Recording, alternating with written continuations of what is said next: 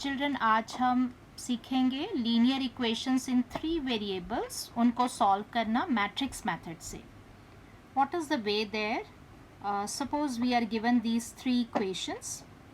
So very first step is that first of all we will arrange all the 3 equations in standard form, like x term first, then y, then z, x, y and z.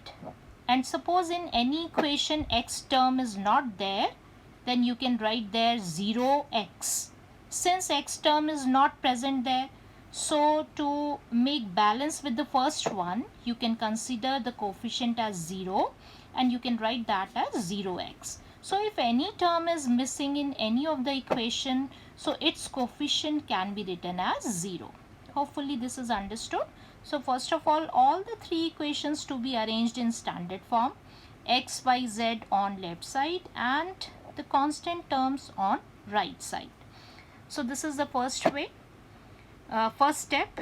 Then in second step we write a matrix equation which can be written for these 3 equations, by which matrix equation we can represent all the 3 equations.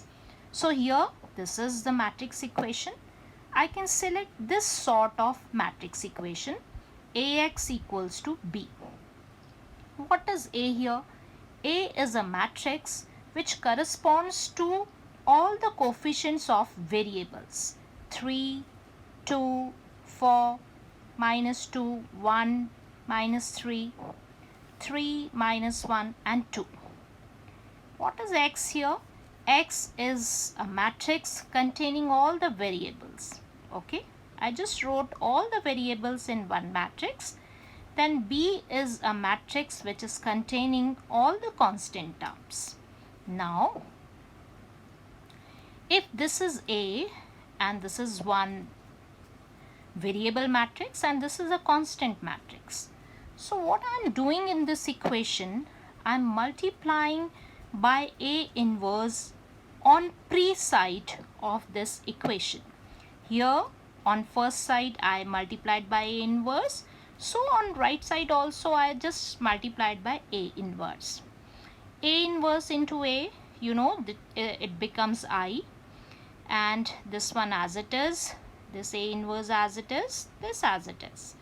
I into some matrix, it becomes the same matrix, and this is here and this one. So now this result is saying that if A inverse gets multiplied by this B matrix, then on product I can get the values of x by z. Now what is the main step here? I need this A inverse. Now how to find out A inverse? We have done earlier to find out inverse of any matrix using a joint method.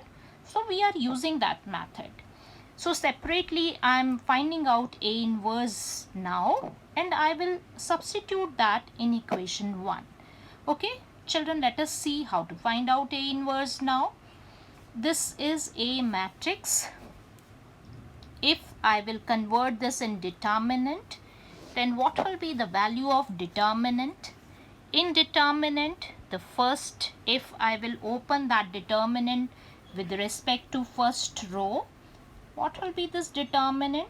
3 minus 2, 3, 2, 1 minus 1, 4 minus 3 and 2. This will be the determinant. And if I'll open this determinant with respect to first row, so what will be that? 3, then it's minor, then changed symbol of second entry, it's minor, then third entry and it's minor. Now I can solve this second order determinant like this, and on solving I am getting this as answer. Now you see determinant A is not coming equal to 0, so it means here inverse is possible.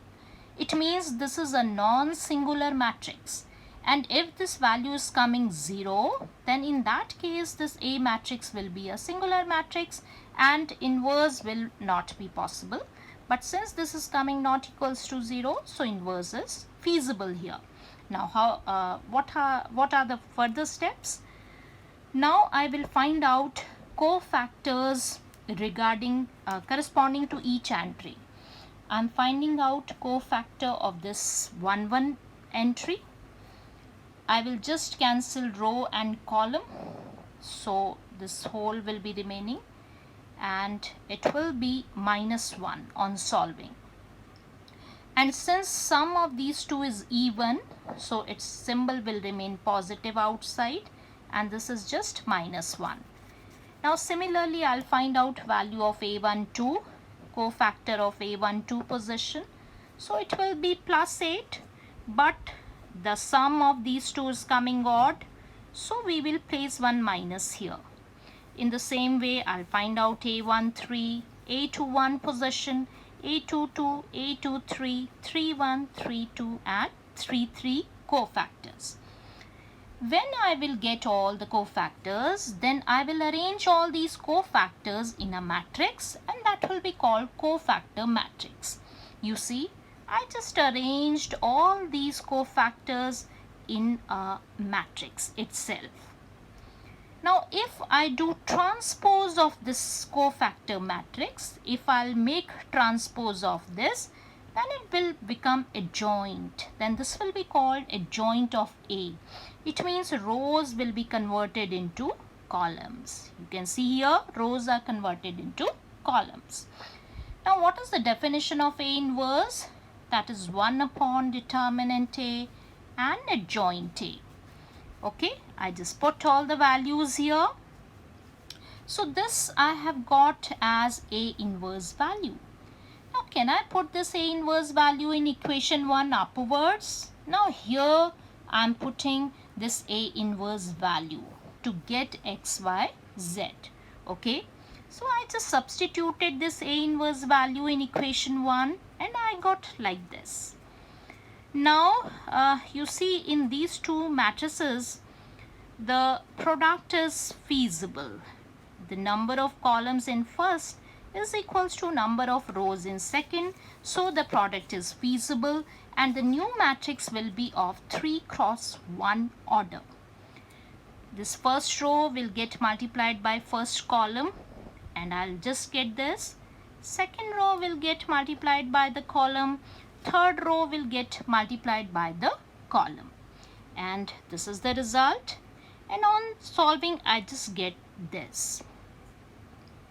Now, I have got x, y and z on left, and on right I'm getting 1, 2 and 3.